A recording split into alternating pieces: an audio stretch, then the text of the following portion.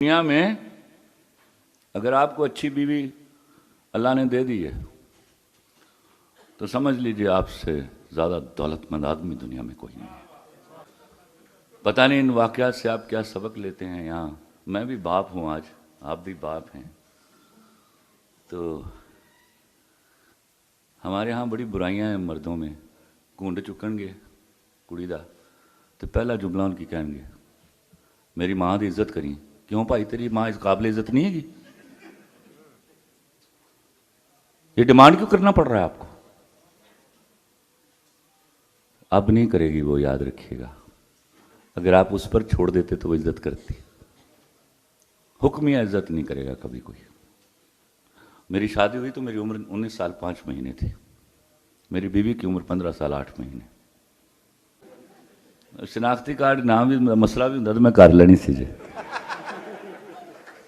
میں نے اس کو بٹھایا اور میں نے کہا، دو باتیں کہیں اس سے۔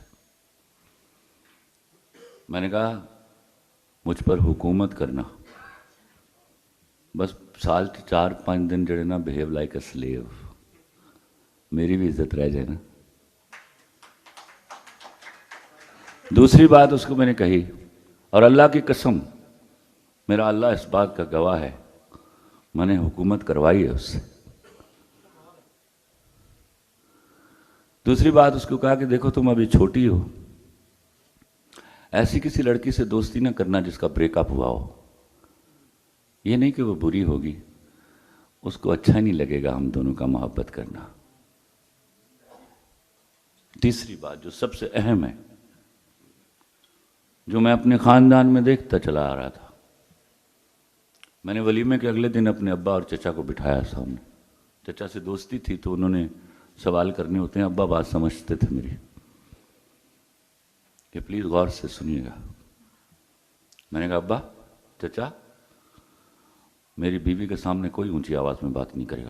میرے چچا نے سوال کیا، میں کہا چچا نو کوسچنز، میری بیوی کے سامنے کوئی اونچی آواز میں بات نہیں کرے گا، اس سے کوئی غلطی ہو جائے مجھے بتائیے گا، اور میں انصاف پسند آدمی ہوں، آپ میں سے کوئی اس کو کچھ نہیں کہے گا۔ اس کا نتیجہ کیا ہوا؟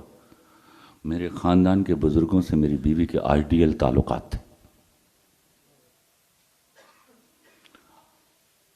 آپ جب اس کو کہتے ہو نا میری ماں دی عزت کریں، تو آپ انہا وے بتا رہے ہوتے ہیں کہ اس قابل نہیں گی نہ میری ماں نہ میرا پیو۔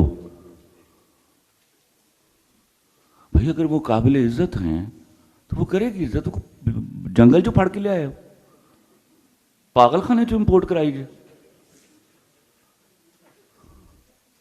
یہ فکرہ کبھی بیوی نے کہا ہے اس وقت آپ کو کہ میرے ماں باپ کی بھی عزت کرنا؟ جو حالات توقع نہیں ہوتی اس کو تو قیدی مت بنائیے۔ قیدی وفادار نہیں ہوتا۔